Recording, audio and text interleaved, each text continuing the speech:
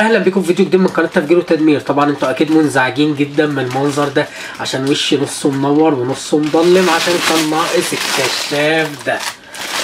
بصوا يا جماعه، ده الكشاف بالظبط اللي انا كنت جايبه قبل كده، اللي هو اللي انا بستخدمه اهوت. الكشاف ده على فكره كان ظبط لي الاضاءه ولوحده، بس ما كنتش حاطه من الجنب كده. كان في ناس اقترح عليا ان انا احطه في النص ورا الكاميرا، فلما كنت بحطه في النص ورا الكاميرا كان بينور وشي كامل. بس انا بصراحه يا جماعه ما بحبش اعمل الحاجه اللي صح الصح، بحب اعمل الحاجه اللي هي المية مية صح، تمام؟ فعشان كده كنت من كام يوم لما شفت العرض بتاع كينج ديجيتال، كانوا جايبين سوفت بوكسات 50 في 70 بهدات 300 واط بحوامل، عرض جاهز كده على بعضه. كان ثمنه 2000. بس الفكرة كلها ان انا يعني اتصلت بالشركة وكده عشان اسألهم على هل الاضاءة دي هتبقى اقوى من الكشاف اللي عندي وكده.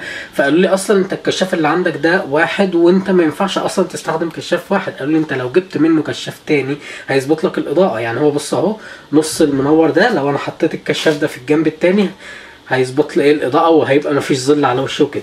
فقلت لهم طب هل لو انا جبت السوفت بوكسات هتديني اضاءه اقوى من الكشافين دول؟ يعني كشافين احسن من ده ولا سوفت بوكسات؟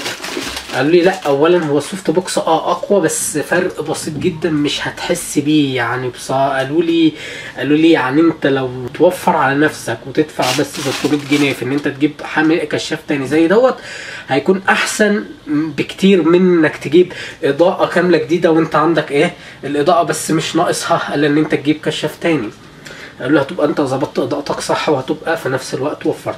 انا بصراحه يا جماعه اقتنعت اكتر بان انا اجيب الكشاف ده لسبب. لو انا جبت العرض الجديد بتاع السوفت بوكسات دوت، اولا السوفت بوكسات حجمها كبير قوي، بيبقى اللي هو الهيد بتاع السوفت بوكس وعليه السوفت بوكس بتاخد حيز كبير.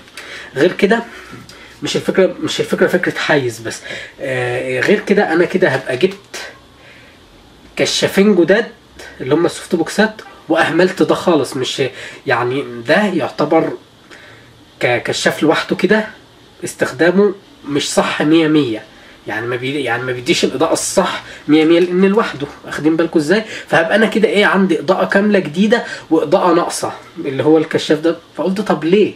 طب ما انا اوفر فعلا واكمل الاضاءه اللي ناقصه اللي عندي واجيب كشاف من الجنب التاني وخلص الموضوع كده. زي ما انتم شايفين يا جماعه الكشاف اصلا اضاءته ممتازه جدا، هو ما كانش ناقص الا كشاف من الجنب التاني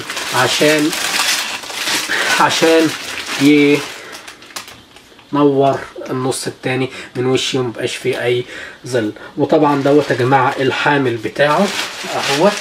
هبقى باذن الله اركب الكشاف ده والمنظر المزعج ده مش هتشوفوه تاني. ده كان اول حاجه موجوده في الشنطه اللي انا جايبها من كينج ديجيتال اللي انا وريتها لكم من شويه. لسه في حاجتين كمان، انتظروني في الفيديو الجاي عشان اقول لكم عليها. وشكرا جدا لكم، اللقاء اخر في فيديو جديد.